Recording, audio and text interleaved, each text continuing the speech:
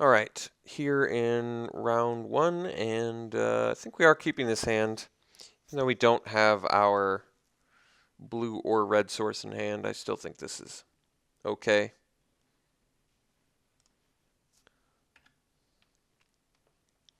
I mean, the good thing about our deck is we can go fairly late and still be pretty powerful. Well, that was a good draw. We can still be pretty powerful in the late game because we have like Trumpet Blast and a bunch of prowess guys, stuff like that. Okay, well, and Sandbar, not that insane. It's acceptable. All right, Tranquil Cove. So now we've got all of our colors, which is pretty nice.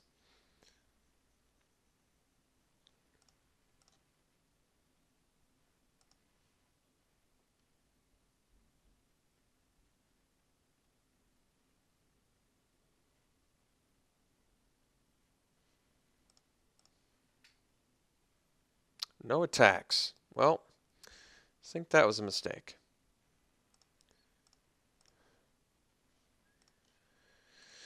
All right, we didn't have to show him our red source, but I did anyway. So let's get a Horde Chief down now so we can block that Sandbar.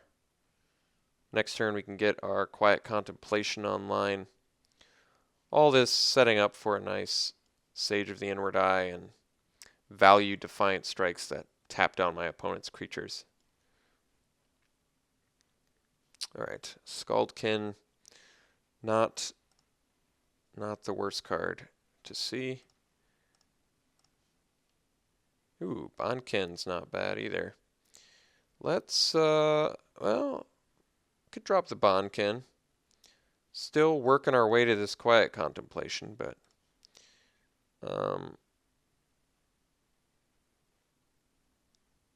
I guess we can swing with Horde Chief. He could crack back for 4, but then we get a Sage. Let's start getting a little bit aggressive. I'm going to attack for 2.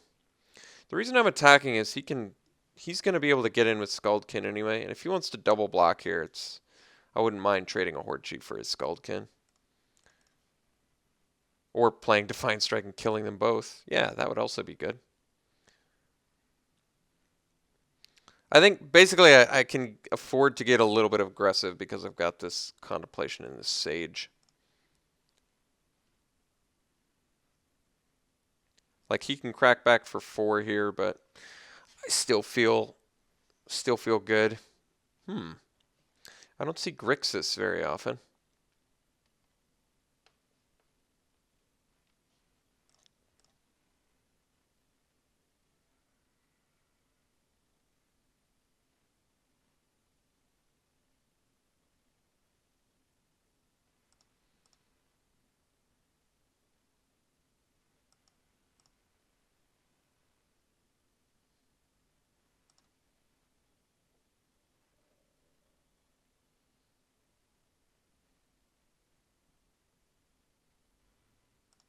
Okay. Wind Scout, acceptable. All right, so now I think we just swing in.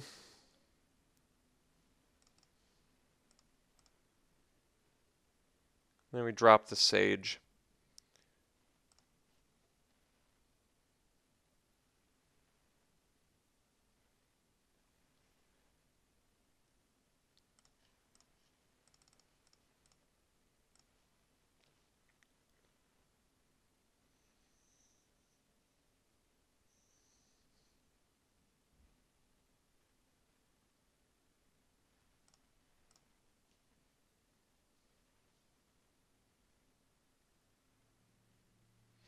So he has this turn to kill it, so he could throttle it and then get in for 3, 5, 7, which is pretty good, but then we still at least get to Quiet Contemplation, Defiant Strike, lock some stuff down, start looking for ways to get back on track in this game.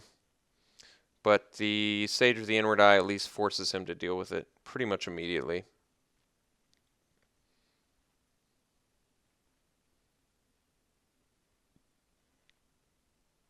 All right, force away. So he's going to be able to get in for 7.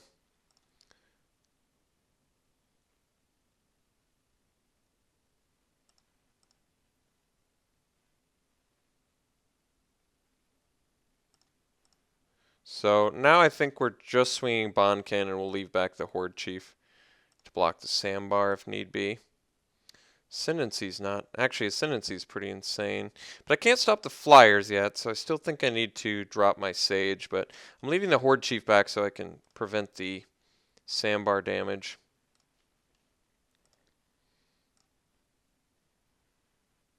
Could have actually played Sage and Defiant Strike for a couple lifelink there. That might have actually been better, now that I think about it.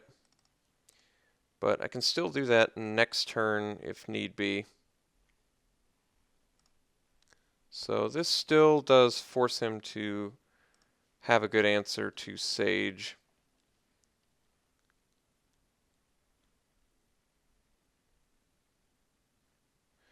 Probably would have been better to play Sage, Defiant Strike, get in for 5, gain 5. It would have been a pretty legitimate life swing.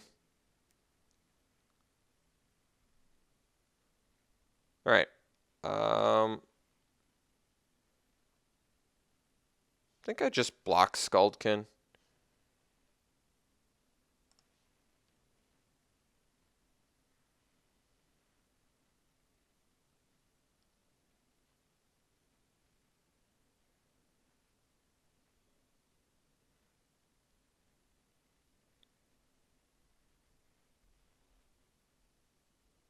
Alright. It's pretty tolerable.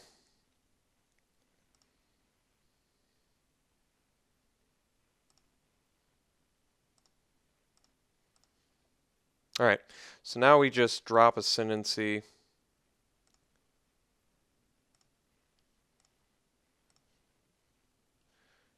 Our guys get lifelink.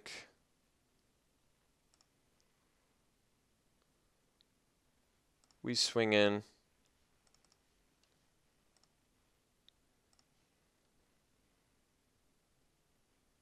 No blocks. Defiant Strike our Horde Chief. Untap our dudes, pump them. Draw a discard if I want, which I probably will. Of these, which is the least good? Probably the Lurkers, since I can get back my Bondkin with this Horde Mate now.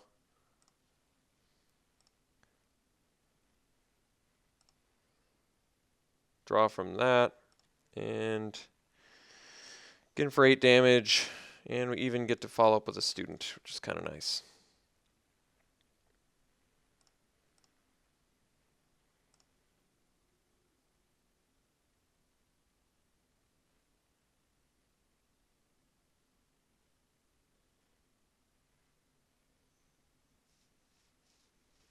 Alright, so we're playing against Grixis. He might have more colors in there. Could be the black was the splash color.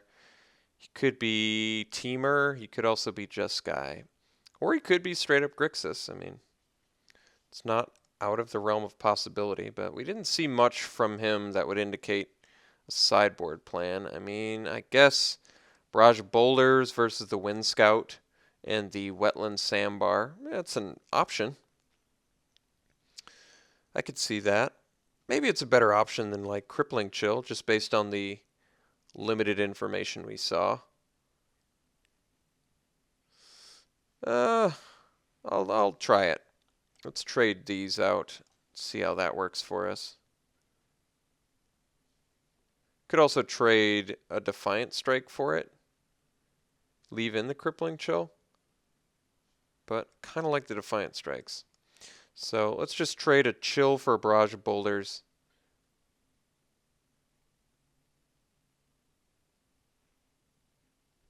Although Crippling Chill draws me a card too, which is pretty good.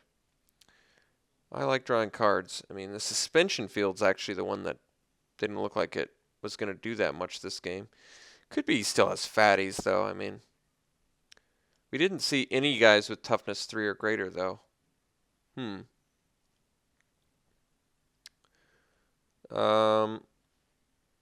Let's not even get hasty. Let's just leave in the Crippling Chill. If we need, I think we just need some more information before I decide to make any swaps.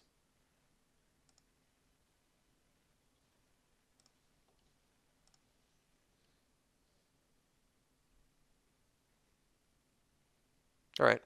This hand is good. We've got a 2-drop. We've got a morph. Feet can do some work.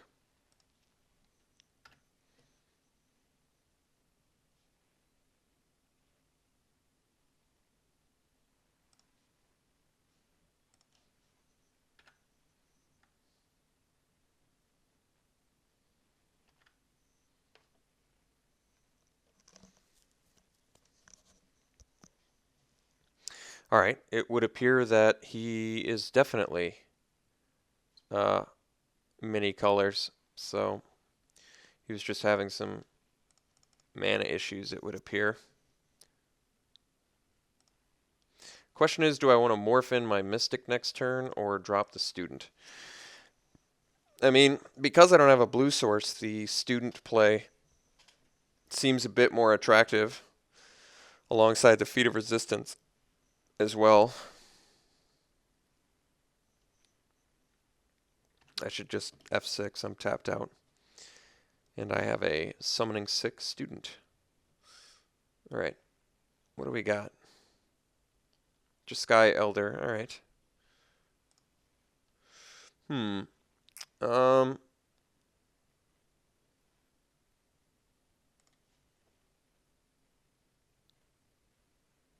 Well, I don't like the idea of him draw discarding.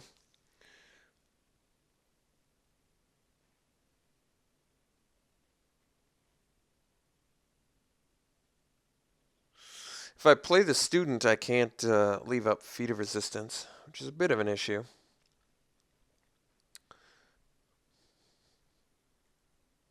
If I play the Mystic, it doesn't block the Elder very well. Student blocks the Elder a bit better.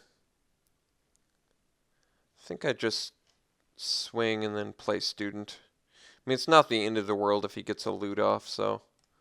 And if he blocks here, I'll definitely trade a Feat for an Elder.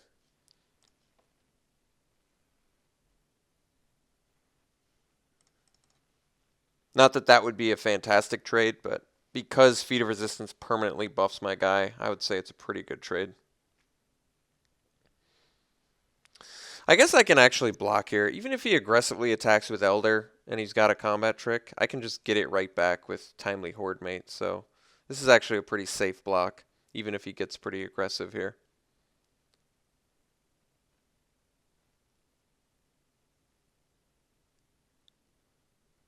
He can force away. That's not even that big of a deal. He basically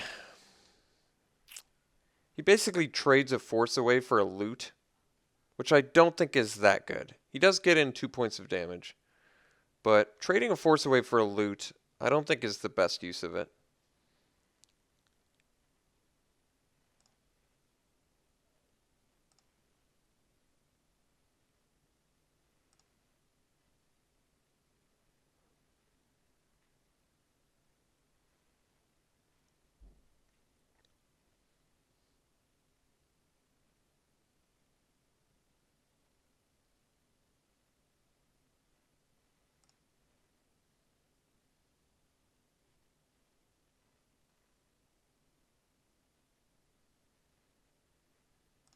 All right.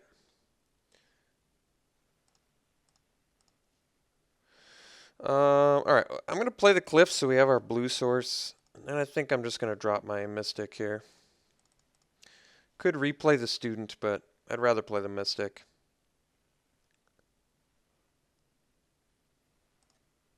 We'll see how he attacks. I'm willing to throw my Student basically away because I can get it back with Horde Mate. And I'm going to start putting a clock on him very shortly with this Mystic. And I can still play a Student follow-up, so just building towards this Flying Crane technique finish. All right, what do we got? Something big? Whirlwind Adept. All right, it's a reasonable card. Not too concerned about it yet.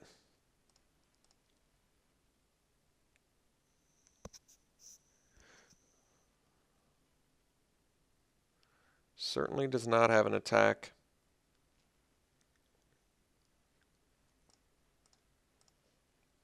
Ooh, well, Defiant Strike's nice too.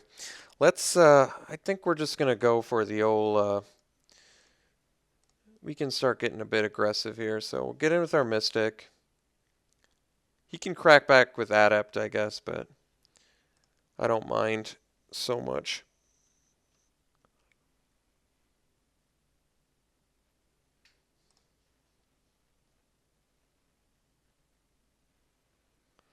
Follow up with the Student. And at this point, Flying Crane Technique does 6, 8, 10 damage. Not lethal, but with the Defiant Strike, it does an additional, what is that, 2, 4 damage. So Defiant Strike comes out to equaling 4 damage with Flying Crane Technique, but I'm getting a bit ahead of myself since I would need 7 mana to make that work. And I do not currently even have 6 mana. The Adept can get in and I'll take it. I'm willing to take 4 this turn to be able to leave up Feat and Defiant Strike the following turn. Well, and Sandbar attack, yeah, I don't think I get that one. No attacks at all is very interesting. I'm not sure I understand that either. So first and foremost, get in with the Mystic. If he tries to kill shot it, we've got the protection. And guess I'll follow up with a High Spire Mantis. I could just leave up Feat, but I kind of like the idea of getting another threat out there. Should have actually left open a white source so I could play Defiant Strike defensively, but I did not.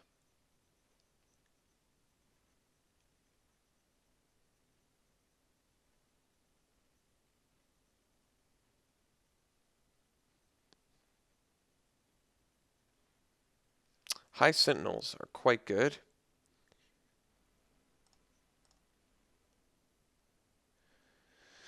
Do we have lethal with Flying Crane Technique now?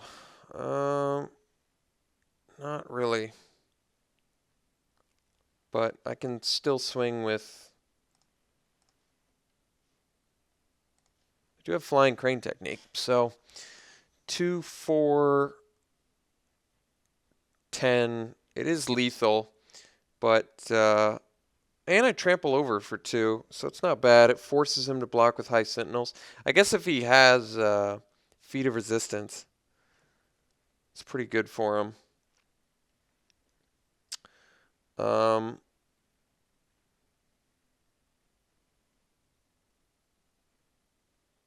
I might just want to bust the Flying Crane Technique. He does have Feat of Resistance mana open, but it just seems like a very good opportunity to play it.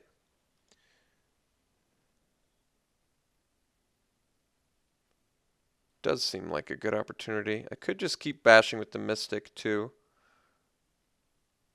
But I think we're going to go for the... Let's go for the Flying Crane Technique here. So we attack before blocks. We go Technique. Get our prowess triggers.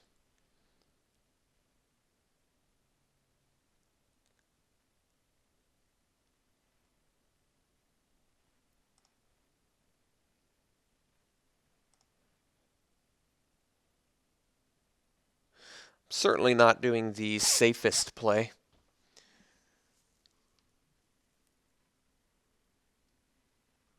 Well, we got a concession. So he would have, I mean, if he had a Feat of Resistance there, he would have been able to do some pretty awesome things.